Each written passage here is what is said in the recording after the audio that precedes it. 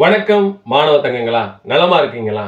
12th standard கெமிஸ்ட்ரியில unit 8 ionic ஈக்லிபிரியத்துல ரொம்ப ரொம்ப இம்பார்ட்டன்டான ஒரு டாபிக் பார்க்க போறோம். என்னன்னா buffer solution and it's types பார்க்க போறோம். இந்த வீடியோ பார்க்கறதுக்கு முன்னாடி நீங்க காமன் அயான் எஃபெக்ட் அப்படின்ற வீடியோ பார்த்திருந்தீங்கன்னா இது ரொம்ப ஈஸியாவே புரியும். அப்படி இந்த வீடியோ நீங்க பார்க்கலன்னா டிஸ்கிரிப்ஷன்ல லிங்க் கீழே இருக்கு, போய் பார்த்துக்கங்க. சரிங்களா? வாங்க வாட் இஸ் பஃபர் சொல்யூஷன் அப்படின்னு பார்ப்போம். நல்லா தெரிஞ்சுக்கங்க, இந்த பஃபர் சொல்யூஷன் என்ன பண்ணும் அப்படின்னா, when add small amount of acid or base, ஒரு சொல்யூஷன்ல நீங்க அந்த பஃபர் சொல்யூஷன்ல கொஞ்சம் கூட ஆசிடோ பேஸோ ஆட் பண்ணாலும் அது pH சேஞ்ச் பண்ணாம அப்படியே மெயின்டைன் பண்ணும். நல்லா தெரிஞ்சுக்கங்க, ஸ்மால் அமௌண்ட் தான் ஆட் பண்ணணும். அது எப்படி சார் நடக்குது அப்படின்றத இப்ப பார்க்கலாம் வாங்க. What is buffer solution? இது இம்பார்ட்டன்டான 2 mark question. resist drastic changes in its pH upon addition of small quantity of acids or base. நம்ம நல்லாவே தெரியும், ஒரு சொல்யூஷன்ல நம்ம ஆசிடோ பேஸோ ஆட் பண்ணோம்னா அதோடைய pH சேஞ்ச் ஆகும். அந்த pH சேஞ்ச் ஆகாம தடுக்கக்கூடிய ஒரு வேலையை பார்க்கறதா என்னன்னா பஃபர் சொல்யூஷன். ஏன்னா ஒரு சில ரியாக்ஷன்லாம் பாத்தீங்கன்னா pH மாறாம அதுலயே நடத்தணும். எப்பனா ஸ்மால் அமௌண்ட் ஆஃப் ஆசிடோ பேஸோ ஆட் பண்ணாலும் கூட அது எப்படி அடுத்து பார்க்க போறோம், கவனிச்சிட்டே வாங்க. அப்படி அதை மாத்த விடாம பண்ணக்கூடிய சொல்யூஷன் தான் என்னன்னா பஃபர் சொல்யூஷன். இதோட டைப்ஸ் பாத்தீங்கன்னா 2 இருக்கு. இது ஆல்ரெடி क्वेश्चन 2 மார்க் क्वेश्चन கேட்டிருக்காங்க. அதாவது பஃபர் சொல்யூஷன்ன்றது ஒரு question, what are the types of buffer solution அது ஒரு क्वेश्चनவும் கேட்டிருக்காங்க. பாருங்க, ரெண்டு டைப் இருக்கு. ஒன்னு acidic buffer, another one is the basic buffer அப்படின்னு சொல்லுவாங்க. நல்லா தெரிஞ்சுக்கங்க, அசிடிக் பஃபரா அப்ப அதுல வீக் ஆசிட் இருக்கும், பேசிக் பஃபரா அதுல வீக் பேஸ் இருக்கும். ரொம்ப ஷார்ட்டா சொல்றேன் சார், கவனிங்க.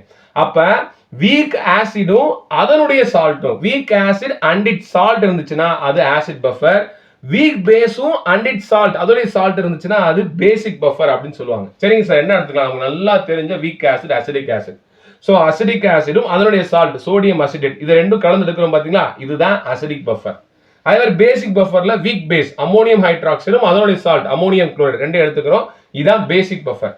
அசிடிக் ஆசிட் பார்ஷியலா டிசோசியேட் ஆகும் நமக்கு தெரியும். அப்ப பாருங்க, அசிட்டேட்டாவும் H+ ஆவும் பிரியுது. இது ஈக்லிபிரியத்துல சார் போட்டுருக்கேன். அதே மாதிரி சோடியம் அசிட்டேட் கம்ப்ளீட்டா டிசோசியேட் ஆயிரும். சால்ட் எப்பவுமே கம்ப்ளீட்டா டிசோசியேட் ஆயிரும். இதுவும் அசிட்டேட்டையும் Na+ தருது. இப்ப பேசிக் பஃபர் பாருங்க, அமோனியம் ஹைட்ராக்சைடையும் என்ன எடுத்துக்கோம், அமோனியம் குளோரைடு எடுத்துக்கோம். அப்ப அமோனியம் ஹைட்ராக்சைடு எப்படி பிரியுது, அமோனியம் அயானாவும் OH- அயானாவும் பிரியுது. இது ஈக்லிபிரியம், ஏன்னா இது வீக் பேஸ். அப்ப ஃபார்வர்ட் நடக்கும், பேக்வர்ட் நடக்கும். அமோனியம் குளோரைடு என்னன்னா சால்ட், அது கம்ப்ளீட் டிசோசியேட் ஆயிரும். Ammonium ion and chloride ion. இப்ப கவனிங்க, இப்ப எப்படி சார் என்ன சார் நடக்க போகுது அப்படின்னு பார்க்க போறோம். நான் என்ன சொல்லியிருக்கேன், இந்த பஃபர் சொல்யூஷன்ல நீங்க ஆசிடோ பேஸோ ஆட் பண்ணா என்ன நடக்காது, நமக்கு pH சேஞ்ச் ஆகுது. எப்படி சார்? இப்ப நான் என்ன பண்றேன் அப்படின்னா, when add acid, இந்த பஃபர் சொல்யூஷன் என்ன பண்றேன் அப்படின்னா ஆசிட் ஆட் பண்றேன். உதாரணத்துக்கு HCl ஆட் பண்றேன்னா என்ன லிபரேட் பண்ணும், H+ லிபரேட் பண்ணும். இதை நான் ஆட் பண்ண ஆசிட்ல இருந்து வந்த H+. இப்ப நல்லா தெரிஞ்சுக்கங்க, இந்த சொல்யூஷன்ல என்ன இருக்கு, அசிட்டேட் அயான் இருக்கு. நான் அங்கேயே சொன்னேன் உங்களுக்கு, என்னது காமன் அயான் எஃபெக்ட் சொல்லியிருக்கேன்ல, அதுதான். இப்ப பாருங்க, இங்க என்ன இருக்கு, அசிட்டேட் அயான் இருக்கு. இது என்ன பண்ணும் அப்படின்னா, வந்த H+ ஓட கம்பைன் ஆகி இது என்ன ஆகும் அப்படின்னா அன்டிசோசியேட் அசிடிக் ஆசிடா மாறிடும். அப்ப வந்த H+ என்ன பண்ணிருக்குது, வாங்கிட்டு அசிடிக் ஆசிடா மாறும் பொழுது அந்த புதுசா வந்த H+ என்ன பண்ணாது, அங்க எந்த ஒரு மாற்றத்தையும் ஏற்படுத்தாது. சேம் அதே மாதிரி பாருங்க சார், இல்ல நீங்க இப்ப நீங்க ஹைட்ராக்சைடு, அதாவது என்னன்னா நீங்க பேஸ் ஆட் பண்ணுங்க. சரி வாங்க பேஸையும் ஆட் பண்ணுவோம். when add base, சப்போஸ் நான் அதுல இருந்து பேஸ் ஆட் பண்ணனா பேஸ் லிபரேட் OH- அயான் கொடுக்குமா? புரியுதா என்ன சொல்றேன்னு? OH- அயான் கொடுக்கும். இந்த OH- அயான் என்ன பண்ணும்னா இங்க இருக்கக்கூடிய H+ அயான் ரியாக்ட் ஆகி வாட்டரா மாறிடும். அப்போ OH வந்ததுக்கான தடமே இருக்காது. அதுவும் என்ன ஆயிரும், நியூட்ரல் ஆயிரும். நீங்க H+ போட்டாலும் அதை அடிச்சு தூக்குறதுக்கு ஆள் இருக்கு, அசிட்டேட் அயான். OH- உள்ள வந்தாலும் அதை நியூட்ரலைஸ் பண்றதுக்கு யாரு இருக்கு, H+ இருக்கு. இந்த காரணத்தினாலதான் நமக்கு கொஞ்சம் போல ஆசிடோ பேஸோ ஆட் பண்ணாலும் pH மாற மாட்டுது. சரிங்களா? அதே மாதிரி இங்க பார்க்கலாமா சார், இங்க என்ன சார் இங்க ஒரு சொல்லி தரேன். ஏன்னா புரிஞ்சுக்கிட்டீங்கன்னா அடுத்து நமக்கு பஃபர் ஆக்ஷன் எப்படின்னு தெரிஞ்சிடும். அதுக்காக சொல்றேன், இதான் பஃபர் ஆக்ஷனும் கூட. நான் ஏற்கனவே அந்த வேல்யூ கூட உங்களுக்கு சொல்லி தரேன், எப்படி pH மாறாம இருக்குன்றது அது நெக்ஸ்ட் வீடியோல பார்ப்போம். இப்போ நல்லா கவனிங்க. இப்போ இந்த பஃபர் சொல்யூஷன், இதான் பஃபர் சொல்யூஷன் எடுத்திருக்கேன். இந்த பஃபர் சொல்யூஷன்ல நான் ஆட் ஆசிட் ஆட் பண்றேன். ஆசிட் ஆட் பண்ணா என்ன கொடுக்கும், H+ கொடுக்கும். அப்ப என்ன பண்ணும், நீங்க நினைங்க என்ன பண்ணும், OH ஓட ரியாக்ட் ஆகி என்ன ஆகும், வாட்டர் மாலிகுலா மாறிடும். சரியா? சரிங்க சார், இப்ப வாட்டர் மாலிகுலா மாறிடுச்சு. அப்ப நீங்க போட்ட H+ அங்க காணாம போயிருச்சு, அதனால pH மாறாது.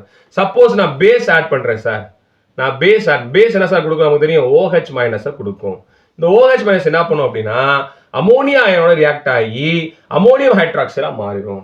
அப்ப அதையும் கேன்சல் பண்ணிடுவோம். இந்த காரணத்தினால தான் pH வந்து மாற மாட்டேதுயா. ரொம்ப ரொம்ப முக்கியமான கான்செப்ட். இதை புரிஞ்சுட்டீங்கன்னா அடுத்தடுத்து வரக்கூடிய சம்ஸும் ஈஸியா நம்ம போடலாம். அந்த பஃபர் ஆக்ஷன் ஈஸியா புரிஞ்சுக்கலாம். கண்டிப்பா இந்த வீடியோ உங்களுக்கு யூஸ்ஃபுல்லா இருக்கும்னு நினைக்கிறேன். இது உங்க ஃப்ரெண்ட்ஸுக்கு ஷேர் பண்ணுங்க. மறக்காம நம்ம சேனலை சப்ஸ்கிரைப் பண்ணுங்க. தொடர்ந்து நம்ம சேனலோட இணைந்திருங்க. நன்றி மாணவ தங்கங்களா.